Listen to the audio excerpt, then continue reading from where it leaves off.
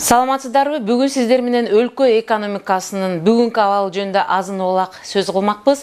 Негизи эле адам баласы көр тирликтин арты менен максат коюп жашайт экенбиз. Биздин күнүмдүккө колдонуучу тамак ашыбыз жана жарандардын жакшы жашоосу бул өлкөбүздүн экономикасынын өсүп же өспөй калышына тыгыз байланыштуу. Бүгүнкү берүүбүзгө мурунку каржы министри, өлкөбүздүн экономикалык абалын тереңдеп билген Акылбек Жапаровду чакырганбыз. Каражат жетекчилигин бир нече жолу аркалап келдиңиз. Мамлекетибиздин бүгүнкү экономикалык абалы жөнүндө маалыматыңыз кандай жана кандайча кылганда биз бүгүнкү ушул оор абалдан чыгып кете алабыз? Экономикабыздын акыбалы өтө деле жакшы эмес. Ушу өгүзүбүз арык ага убагы менен тамак жем чөп берип, аны ордуна келтирүүнүн ордуна биз үстөккө бассок, ошо премьерибиз, парламентибиз баарыбыз эле баш болуп эле арабага чыгып алдык да. Негизи арабада 6 саны аман киши отурбаш керек. Алардын баары өзүнүн оокатын кылып, аракет кылып, астыга жылып кетиш керек эле да. Экономикага ошого биз шарттарды түзүп беришибиз керек эле. Тилекке каршы мындай болбой жатат. Мына январдын башынан баштап эки жаңы салыкты бул өкмөт киргизип алды. Бул 1% обороттон 1% киргизди. Киреше жок туруп эле кирешени сен төлөшүң керек деген аябай рынок шартына ылайык келбей турган жана биздин ишкерлердин баарын кайра көмүскө экономикага түртө турган бир чоң кадамдардын бири болуп калды. Экинчиси дагы биздин чөнтөгүбүзгө кол салганы, эми биздин деп атканы биздин жарандарыбыздын өзүбүз потребитель деп коебуз, ошолордун чөнтөгүнө кол салып атышат. Бул жана дары-дармек НДСти киргизип коюусу да. Экөө тең, булардын баары тең айланып келип эле биздин жарандарга ошолордун чөнтөктөрүнө кол сала башты дегенди гана айгинелеп турат. Анткени өкмөт мурунку салык кодекси менен өзүнүн пландарын аткара албай калды да. Биздин өлкө тилекке каршы СНГ мамлекеттеринде тегерек четибиздеги кошуналарга караганда салыктын эсебинен бир 80%ке чейин салыктын эсебинен жашайт. Бир 10-15%ын жалдырап көрүнгөн жактан акча сурайбыз. Анан бир 5%ке жетпей мүлкүбүздү башкаргандан алабыз да. Бул экономиканын түзүлүшү. Демек, биз арабага отургандардын санын азайткандын ордуна биз ошонун үстүнө аябай көбөйтүп атабыз. Экономика деп коебуз, өгүзүбүздү жакшыраак багып, ага күч бергендин ордуна аны кайра алсыратып атабыз да. Бүгүнкү акыбалыбыз ушундай. Премьер-министр Жантөрө Жолдошевичтин бир нече жолу биздин бүгүнкү экономикалык абалыбыз абдан оор деп эл алдында айтканына күбө болдук. Бул жагынан сиздин оюңуз кандай? Эми жалпы кредиттер бул экономикага жакшы бир түрткү болуп берип атат да. Ким ушу кредиттерди алып иштетип кеткендерге да. Ал эми бул чымыны барган кишилер ошолор менен иштешип кете алат да. Бул акчанын көзүн билгендер баары эле боло бербейт да. Баары эле ошо акчанын тилин биле албайт. Бирок ошону билгендердин саны Кыргызстанда жакшы эле болуп калды. Бул жана орто катмар деп коебуз. Алар бутуна туруп, ордуна туруп кетти.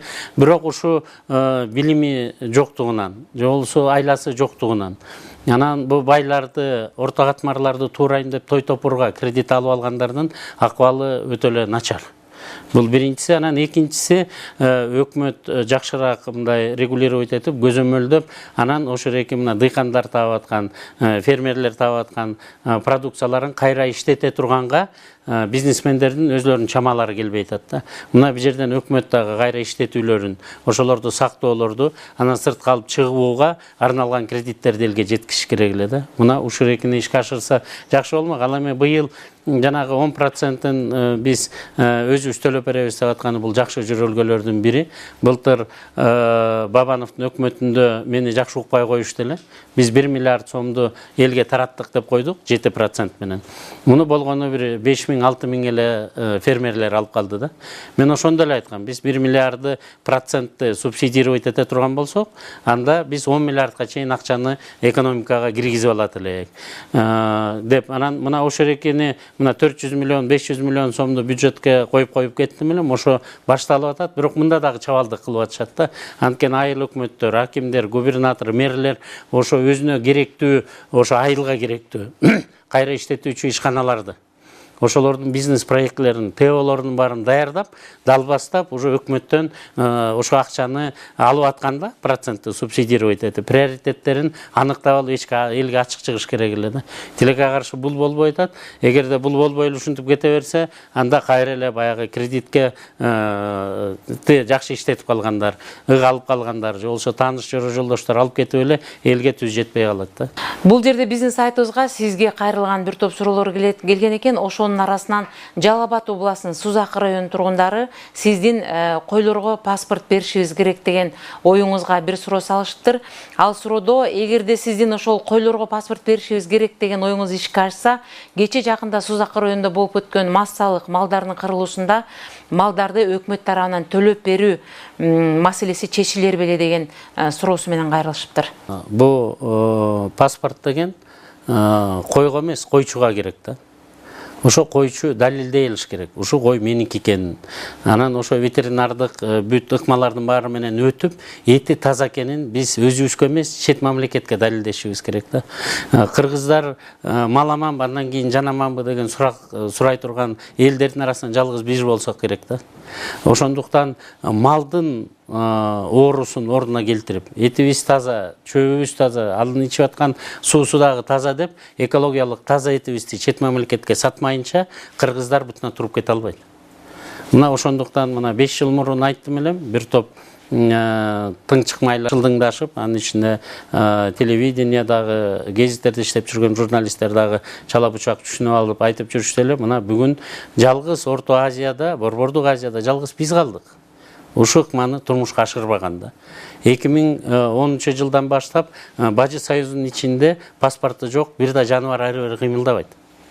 Ал эми 2005 жылдан баштап Евросоюзда кыймылдабай калганда, негизи эле дүйнө жүзүндө бул экономикалык ыкмалардын бири. Ушуну эртерээк биз турмушка ашырышыбыз керек да. Азыркы өкмөт дагы кечеңдеп атат. Эң татаал жолдорду алып алды. Жөн эле азыр ар бир район, областтарда мындай биркалар менен эле илгерки Советтер Союзундагыдай кылып, жөнөкөй жол менен чөөнүн ордуна улар дагы чип, мип, анан тигил, бул деп кайра эле баягы акча жемейдин үстүн атышат да. Малды кантип эмдеш керек? Кантип биркалаш керек? Анын баары биздин ата-бабаларыбыздын баары билген да. Ошондой ыкма менен эле бир корогой кимдики болсо, ошого бир журнал ачып коюп эле, азыр жок дегенде биринчи жолу ошо идентификацияны бүтүрүп алышыбыз керек да. Биз дагы эле Бишкектен эки жакка чыга албай атабыз да. Калкты кызыктырган суроо ошол, эгерде сиз айткан системаны киргизсек, бүгүнкү күндө ошолордун жанагы бөөдө өлгөн малдарын кайра өкмөт тарабынан төлөп берип болот беле? Болот, болмок да. Бул бөөдө кырсык да. Бөөдө кырсык болгондон кийин жардам беришибиз керек эле. Бул Сузакта эле жана 1000 койдон ашык вакцинадан өлгөнмү, жалгыз эле ал жерде мындай кырсык болгон жок. Мына көлдө болгон 2009 жылы. Биз барганда 1500 кой эртерээк жайлоого чыгып кетип, катуу кар жаап, аяктан дагы ушундай падеж болду эле. Анда дагы тактайлы койгонбуз да. Ким кимненики экенин айтып алган эле элдин сөзү. Баланчанын 30 кою болуш керек эле, мунун 20 кою болуш керек эле. Анан кагаз түрүндө эчтеке таппай койгонбуз да. Же болбосо мына Алайда, Каракулжада да кар көчкү болуп бүт баары кетип калып атат. Биз тактап ошолорго жардам да бере албай атабыз. Анан ошонун илдеттерин, оору илдеттерин дагы алдын ала профилактика кыла албай атабыз да. Көрүүчүлөрүбүздөн келген дагы бир суроо бар экен. Бул 2010 жыл болуп өткөн Талас шаарындагы 7 апрель окуясына байланыштуу экен. Ошондо сиздер Кангантиев менен чогуу барып, Кангантиевдин Талас шаарында калып, сиздин чыгып кетишиңиз эмнеге таштап кеттиңиз эле деген суроону берип атышат. Экинчи суроосу, эмне үчүн Кангантиевди ошондой урсокко алышты, да сизге тийишкен жок, ал сиздин аркалык экениңизге байланыштуу эмеспи деген суроо менен кайрылышыптыр. Мен Кангантиев менен Молдомуса Ташболотович менен акырга чейин болдум. Тилекке каршы Молдомуса Ташболотович муну Брестский крепостьте эле коргойм деп туруп алды. Андан мурун эле айткам, солдаттарды чыгарып кетели, мылтыктардын баарын чыгарып кетип калайлы десем, жок, премьер-министр Данияр Үсөнов мага айтмайынча мен бул жерден кетпейм деди да. Анан кетпейсиң деп ошол жерге аягына чейин отурдук. Мына эл кирип келатканда, балким 2005 жылдын опытı колдонулду. Мен жанымда 4-5 эле жардамчы менен иним бар болчу. Же баягы элдин агымы менен кетип калдыкпы, Кудай бир сактады да. Биз мына акыркыга чейин мына экинчи этажда ошо Молдо Муса Ташболотович менен болдук. Молдо Муса Ташболотовичтин жанында 360 спецназ бар болчу. Дагы 500ге жакын милициялар бар эле да. Тилекке каршы а киши генерал катары, ички иштер министри катары ошол жерге аягына чейин премьер-министрдин тапшырмасы болмоюнча кетпейм деп атып, мына кесепети ушундай болуп кетти да. Дагы Кудай бар экен, мына азыр аман-эсен арабызда жүрөт, ичер суусу түгөн эле экен. Бирок мындай жат көрүнүштөр экинчи кайталанбай койсо жакшы болот эле. Жакшы болудан кийин ушул күнгө чейин түштүк эли тарапта ушул түшүнүксүз маселе дайыма козголуп келет. Эмне үчүн Акылбек Жапаровго тийген жок, ал Конгантиевди ушунчалык катуу уруп салышты деген. Бул жерде сиздин ал колго түшсөк, ал жерден ал күнү колго түшсөң сен аркалык, анан сен түштүк деген сөз жок болчу. Бийликте жүргөндөрдүн баарын жанагындай жат көрүнүштөр күтүп турган да. Өлгөнү өлүп, өлбөгөнү жанагынтип чалажан болуп бүгүнкү чейин дарыланып жүрмөктө.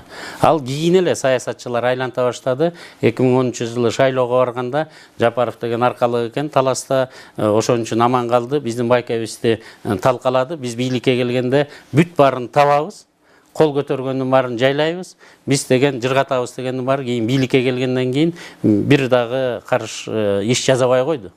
Генералдарды сабаган тургумактыр, ошо кийин тарыхта болуп кеткен мародерлуктардын дагы аягына чыкпай койдук да.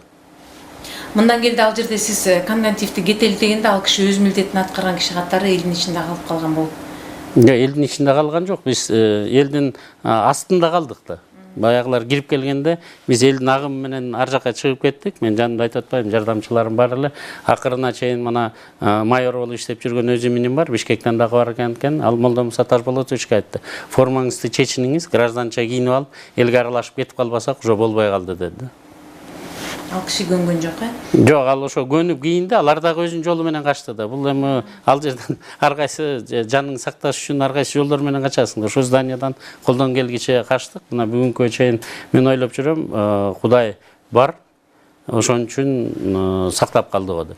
Үмүтсүз жашаган адамдан уя салып балапан чыгарам деген куштун ою бийик демекчи. Мындан арыда өлкөбүздүн жакшы жака оңолуп кетүүсүнө үмүт менен жашаганыбыз артык.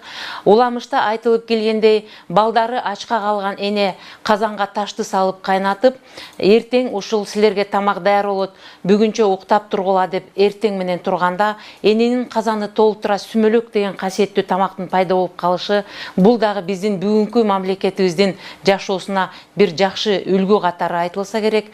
Баарыңыздарды келечекке үмүт кылуу менен жашоого үндөмөкмүн. Саламатта калыңыздар.